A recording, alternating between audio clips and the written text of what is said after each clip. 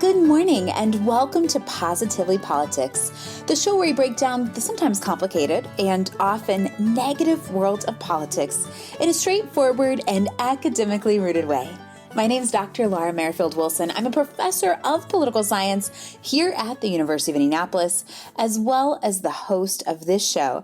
And I'm excited to welcome you here to WICR 88.7 The Diamond this morning as we talk about some of the interesting political dynamics in our world today. And if you've caught this show before, you know what I'm about to say. But that is that politics is confusing. Politics can be very negative. Politics can be overwhelming. And what I try to do in the half hour or so that we get together is to deconstruct, demystify, give a historical context, provide data and analysis to make sense of some of the things going on in our political world. And that's what we're going to do as we focus on the upcoming election cycle.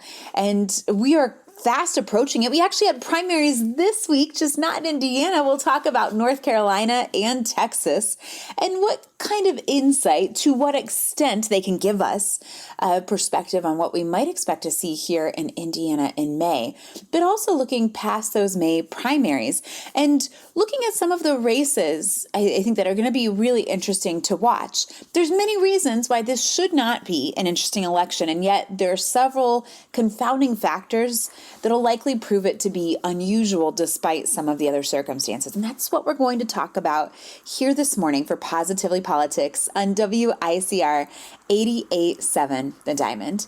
Now, we're going to start with why this traditionally would not be an exciting election year. And that's not based on my personal assessment. It's based on several key factors that we'd say would make lower voter turnout, right? Fewer candidates, less money spent, less just generally attention given to politics. And there's, again, many factors for this, but I want to start with one of the first things, just talking about the candidates on the ballot because of the races on the ballot. So Indiana is one of a handful of states that elects our governor at the same time as our president. And if you've heard me on this show, I've been on this show for almost 10 years now, right? I talk about this a lot because it means that you have high turnout for gubernatorial elections, but it also means people don't totally understand and pay attention to the governor's race. As somebody who studies state politics and in particular finds the governorship fascinating, gubernatorial power is expansive. It's really, really unfortunate because the focus tends to be in a presidential election year on, drumroll please, the president, right? And so because of that focus on the president, we don't necessarily pay as much attention to other things as important races like the governor's office. So we don't have a gubernatorial election here in Indiana this year. Well, it is a congressional midterm, but we don't have a Senate seat up either. And that's because of the way the Senate seats cycle. They have Class A, B, and C. And so that's essentially a third or around a third of the 100 members of the Senate are up for election every 2 years since members of the U.S. Senate serve for 6-year terms. Whereas, of course, all 435 voting members of the House of Representatives, including Indiana's 9-member delegation, will all be on the ballot in November. But you're talking about very few statewide races. Now, there are exceptions to that. I want to start with one of the races that might be the most interesting this cycle, and that's talking about Indiana's Secretary of State. Now, this position is chiefly responsible for administering elections. They also play a role in terms of business regulation and some other things that are important and involve state-level government are delegated to the Secretary of State. Typically, it's one of the more powerful offices in a state, and that's true in Indiana as well. We'd say the governor, attorney general, Secretary of State fairly high up there. Typically, lieutenant governor has a lot less power, right? Treasurer and auditor, powerful in their own right, but very specific in terms of their role. And the reason why the Secretary of State's office, that race might be really interesting is because you're not just talking about two candidates. Right? At this point, you're talking about several, including a incumbent who has been plagued by some controversies within his office after his first term, but also two Democratic candidates, including one very well known, but one who's been in the race for a while. And in addition to that, you do have a Republican challenger for the convention in terms of Secretary of State and an independent that was announced earlier this week. So let's start there. I'm talking about former mayor of Indianapolis, Greg Ballard. He ran and won a surprising race to initially be elected as mayor of the city of Indianapolis, the first Republican in quite a while. And he was a Republican candidate, a Republican mayor in what is otherwise a fairly Democratic-dominated city. Now, when he announced he wasn't running for re-election after serving 2 terms, it was questioned, what would he do, right? What would he be interested in pursuing? Was he going to stay in politics? And I think that's always interesting. We asked the same question of Eric Holcomb when he, finished his term as governor. Was he looking at running for a different position? Was he looking at serving in a different way? And oftentimes in politics now, it feels like that's the assumption, right? That if you were good at this, if you get elected there, then you might want to do something else, and you might have value, you might have a way to contribute, you might have a passion or a hunger, be interested in serving in a very different role. And we see lots of examples of that, where people jump from one thing to another. They're term limited here, they go over here, they lose this election, they run and win this one. But it wasn't clear what Ballard would necessarily do until this week, when he announced, after having been out of office for some time, that he was going to seek the office of Secretary of State as an independent candidate.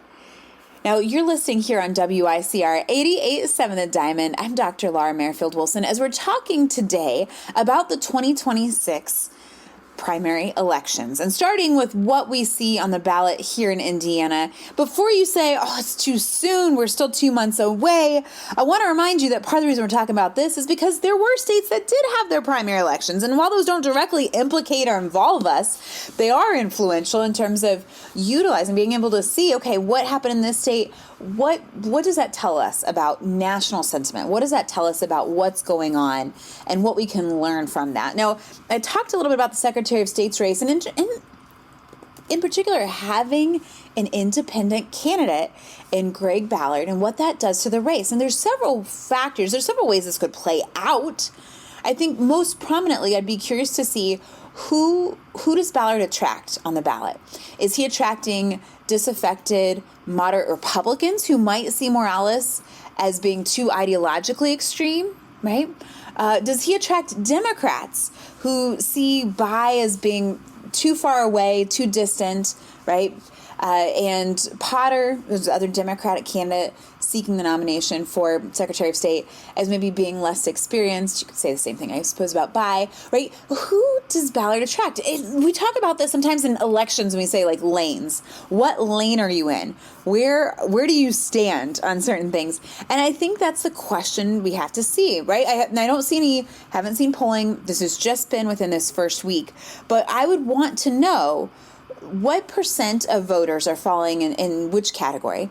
And having an independent candidate is very interesting because a lot of Americans identify as independents more so than Republicans and Democrats. And while we've seen this trend occur for several election cycles, it doesn't mean that independent candidates just naturally win, because independent by default is not a party. So you're saying you don't belong to either party. You could feel all sorts of different ways and be an independent, and you might disagree with other independent candidates or voters, whatnot, right? You're independent. You don't have an affiliation. You don't have an apparatus. You don't have a party structure.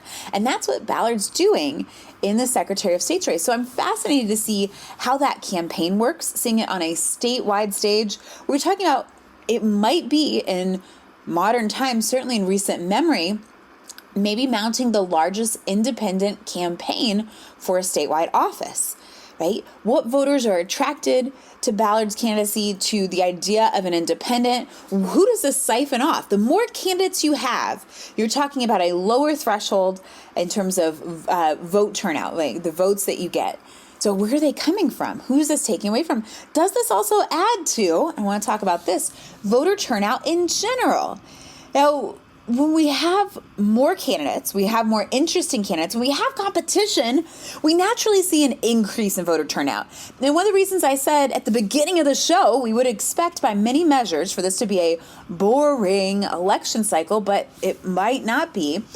Typically, Indiana has really low voter turnout, really low, right? Like amongst lowest in the nation low. And oftentimes we attribute that to the fact that we have restrictive voter registration processes. You have to be registered 29 days in advance. We have limited, but we do have early voting. And we don't have very competitive races. That's the part I want to underline here, right?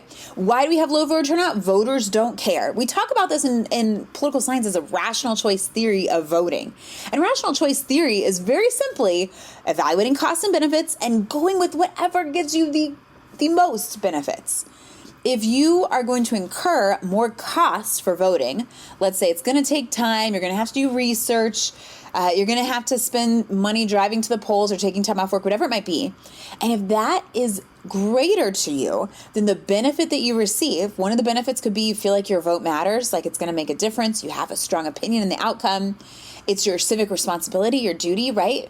Patriotism. If you feel like the costs are going to outweigh the benefits, it is, from a rational choice theory perspective, smarter for you to stay home. And for many Hoosiers, and my guess is that competitiveness is important there, they oftentimes do. We see low voter turnout because people do not choose to vote. And if we're applying rational choice theory, which is just one of a number of lenses we can utilize here, we might say, well, they don't see that it's worth it. Right? It's not competitive. They don't see where their vote makes a difference. But this election cycle is. So I talked about the Secretary of State's race. I'm going to talk about the congressional races, right? So on the ballot, of course, will be all of the 9 congressional seats in Indiana. And some of them might be a wash, to be fair. But even in those where traditionally we would say not very competitive, right? Maybe not a lot of options, it's different this year. I want to focus on 2 congressional districts that I think are really worth watching. And the first one's talking about the 5th congressional district. So when we're looking at the 5th congressional district in Indiana, right, you see a number of candidates who applied to be on the ballot, who went through the filing process. And let's start with the Democrats here, right? So several Democrats have met the filing qualifications, and included in those, probably most prominent, I'm going to say, because of his current role, is State Senator J.D. Ford, right? But that includes, there's Steve Abbott, Jackson Franklin, Phil Goss, Dylan McKenna, Tara Nelson, Deborah Pickett, Todd Shelton. So you're talking about a crowded, let's say very crowded, when we talk about having 8 candidates on the primary ballot. So 8 people vying for the Democratic nomination for the congressional midterm. Now, you also do have 2 candidates who have qualified for the Republican Party. Victoria Spartz, who's the incumbent, and had a lot of competition. I want to say it was 11 people, if I remember correctly, from last cycle. A lot of competition in the Republican primary, and still won. And that was a decision. She had announced she was going to retire, and then shortly before the filing deadline, it was like a year in advance of filing, announced she was going to retire. Shortly before the filing deadline, changes her mind and files to run again. And so you have so many candidates who'd previously filed because they thought it was going to be an open seat, and it turns out you're running against the incumbent. Traditionally, as an incumbent, part of the advantage is people know about incumbency advantage, so they don't want to run against you.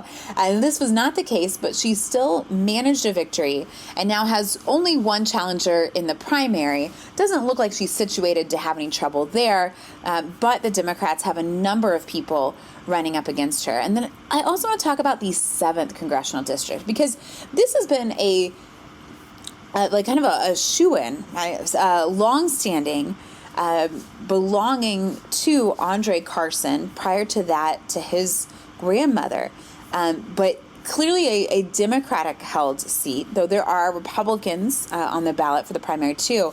But André Carson is a long-standing incumbent, faces 3 challengers in the primaries. believe is the most in recent years. And unlike the example I gave before, right, Carson didn't announce he's retiring and didn't announce anything, and yet he's still aggravated these three challengers. So you have Denise Paul Hatch, George Hernando, and then Destiny Scott Wells. And I will say in particular, Hernando has been very vocal. He's taken a very aggressive stance, really looking at more of a liberal perspective and really challenging Carson on not being liberal enough, right? And Scott Wells is interesting. They don't see her ideologically positioning herself as liberal necessarily, as we might say Hernando does, but when we're looking at Wells's candidacy, she has been on the ballot in the last two election cycles. Last cycle in 2024, she ran for Attorney General against Todoroki Akita, who ultimately won. And then back in 2022, she ran against the incumbent Secretary of State at the time. It was an open seat, but Diego Morales, who then, of course, won that race as well. And there were a number of candidates who were also withdrawn and disqualified. There are two candidates for the Republican Party that I should add, Patrick McAuley and Felipe Rosas. But when we're looking at this race, again, unusual to see so many challengers, especially against an incumbent and a fairly solid one at that. Now, I want to remind you that you're listening here to Positively Politics on WICR 88.7 The Diamond. I'm Dr. Laura Merrifield Wilson, and as we're talking today about the primary elections and focusing on what will be on the Indiana ballot, I do want to highlight and remind folks that all of our 100 Indiana General Assembly House seats and half of the 50, so that makes 25 of the state Senate seats, will be up for election as well. And we're seeing an increase in candidates. I believe over 90 of the House seats for the Indiana General Assembly have Democratic candidates running, which is notable because all of them have Republican candidates, and the Republicans do have a supermajority in the House and Senate. But it plays into this piece that is important for voter turnout and, quite frankly, for political engagement as a whole, and that's competition, right? That's the presence of meaningful alternatives, providing this perspective that not everyone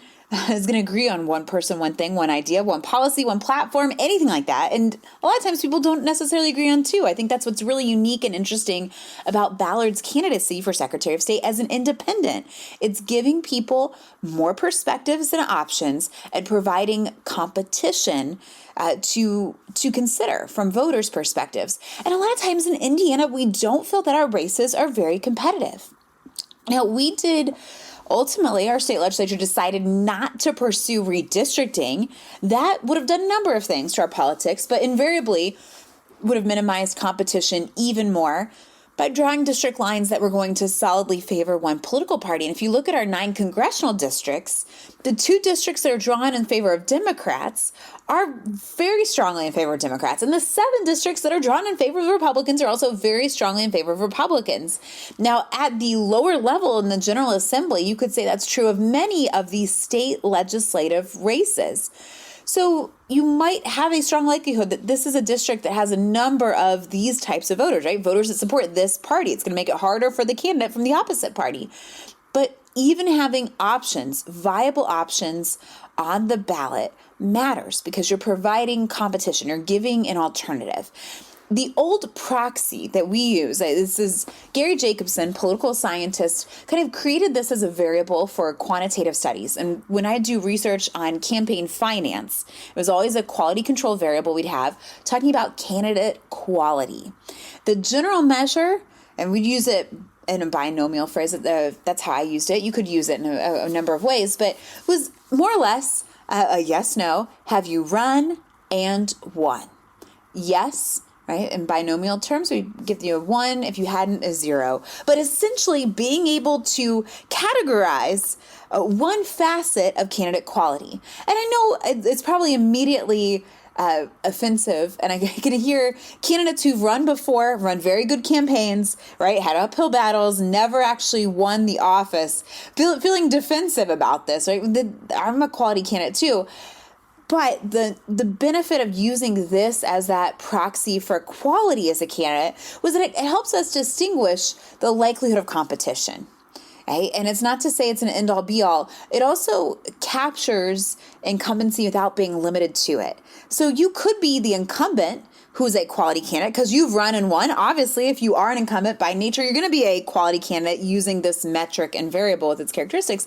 But you could also be a quality candidate and not be the incumbent. You run for different offices.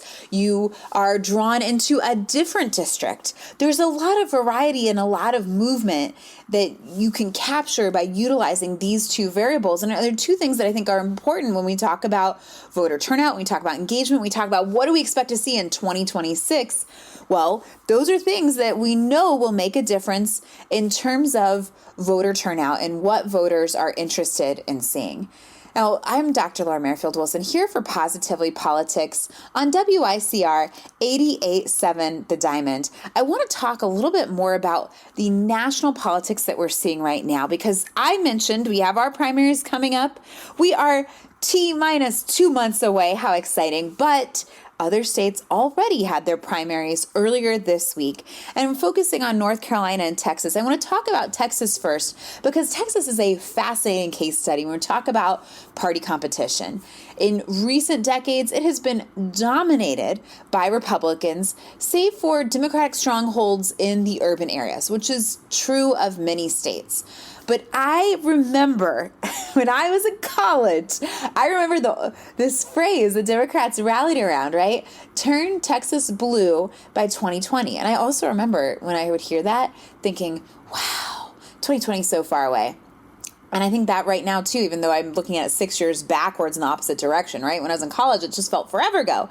But the Democrats have long-eyed Texas and the possibilities in their elections. Now, in a primary election, you don't get a sense of whether or not the parties are going to switch. That is the selection of your primary candidate. But the thing I think is interesting here is seeing the successes and the failures in terms of the party fortunes, you could say, which gives us a sense of opportunities for the parties going forward. And in particular, looking at the Senate race, you have a three-way race for the Republican candidates.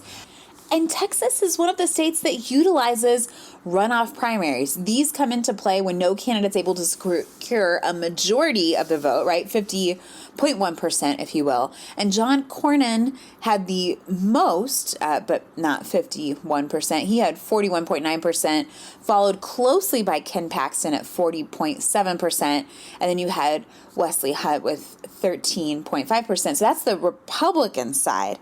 Really showing a difference. I think you see Cornyn is much more the moderate candidate. Paxton has been beleaguered by issues when he served as Attorney General, but maybe a little bit more ideologically conservative. And then on the other side, with the Democrats, no runoff primary here. State Senator James Tallarico won outright with 52.5%. And Jasmine Crockett, currently serving in the U.S. House of Representatives, came in second in that race with 46%. But this is where the Texas primaries matter to us. Right? In Indiana and nationally, you see a division between what we say more moderates, right?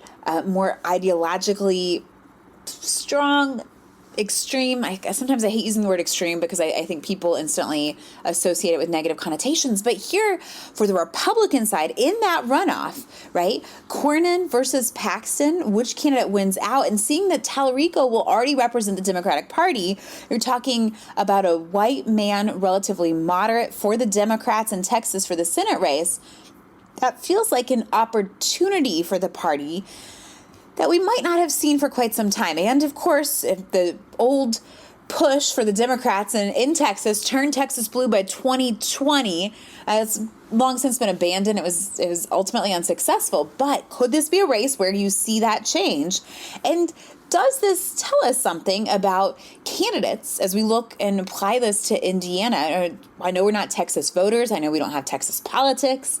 But when you're looking at the opportunities, the offerings in a primary and what that might lead to in terms of voters in the general election and their selection, I think can be really important. Now, beyond Texas, let's talk about North Carolina, because this is another state that had their primaries on Tuesdays.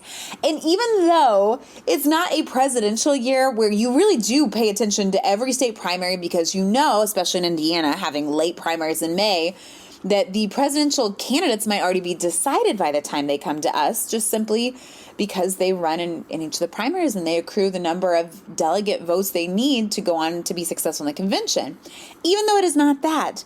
Again, I think you see interesting bubbles of competition, much like Texas and Indiana. North Carolina is a red state at this point, but you do have a former governor who handedly won the Democratic primary for the seat that is Tom Tillis. He's current senator, announced he was retiring. And since he's stepping down, Roy Cooper, former governor of North Carolina, Democrat, very moderate, right, in a field of 4 candidates, but I'm not going to say they were all necessarily quality candidates, won by 92%. So Cooper will be representing the Democrats on the ballot for that North Carolina Senate seat. Meanwhile, we'll be facing Michael Whatley, who is a Trump endorsee, who was also the former chairman of the RNC, so has a lot of national name recognition. I will say, when I heard that he was running, and I was like, wait, is this the same guy? Much like, different conversation and story, but former DHS Secretary Kristi Noem, who was fired on Thursday, and questions about her potentially having a relationship with Corey Ladowski. And I was like, wait, that Corey Ladowski? He was responsible, was one of 3 people that led the Trump campaign in 2016. And typically having 3 different chairs of your campaign, right? 3 different people leading that is not going to be successful. Obviously was not the case for Donald Trump, and Ladowski has made a place for himself in politics. But nonetheless, I digress. So this is Michael Whatley competing against Roy Cooper. And North Carolina is a state where Donald Trump has won not once, not twice, but 3 times. Smaller margins than here in Indiana, sure, right? But this feels like the opportunity, if you have a very moderate Democrat who's practically not even running as a Democrat. I'm not going to say he's pulling a true independency here, but is that an opportunity for Democrats in the state to gain a stronghold? And if we look back at the last election cycle, not our presidential in 2024, but just the one we had this past November, right? Look at the states that had elections tend to lean blue anyway. I recognize that. We're talking about the Prop 50 for redistricting in California, and of course the mayoral race in New York City. But when we talk about the gubernatorial races, both in Virginia and New Jersey, Democrats won by a fairly solid margin, and you saw high voter turnout. The question will be, are Democrats upset enough to really turn out in this election cycle? And how do they feel in Indiana? Do they feel like there's good competition? Do they feel like they have a reason to go to vote? Do they feel like it's worth it? I focus on Democrats in this way because the Democrats have nothing really to lose. They have very little, right? The Republicans still need to focus on voter turnout and making sure that their candidates are interesting and that they are providing a compelling reason to constituents that they should be reelected, especially when you're talking about the statewide executive seats being dominated by Republicans, the General Assembly having a supermajority of Republicans holding those legislative races. I say this all the time, and I think sometimes students roll their eyes because I say it that often, but the party pendulum does swing back and forth eventually at certain points, right? Talk about party realignments on a national level, which is to say that those who support parties change and party dominance changes. Now, on a state level, I don't know that we're necessarily due for a realignment of sorts, but you see every little opportunity, right, as a potential moment of growth, moment of expansion, moment for the small level victories that can lead into much larger things. And I want to emphasize the real challenge here is that you have interesting political circumstances, right? How much does redistricting matter to voters? How much do those primary challengers, especially competing against the Senate Republicans who voted in opposition of redistricting, how influential, how high quality are they? Right? Who ultimately wins out in those primaries? And then when we look towards the general election, do voters turn out? Are voters excited about their options? Do voters stay with the status quo? Do they like the direction we're headed? Are they interested in changing or trying a new one? Those are the things, of course, that we'll have to see on the ballot, but I think those are going to be the things that are really influential in Indiana's election cycle, and some of those that we can say, oh, we get a taste, we get a flavor, we get a sense of what might happen here based on what we saw this past Tuesday looking at Texas and North Carolina. But you know we will cover the primaries so much more throughout primary season here every Saturday morning at 11:30. For WICR 88.7 The Diamond and Positively Politics, I'm Dr. Laura Merrifield Wilson.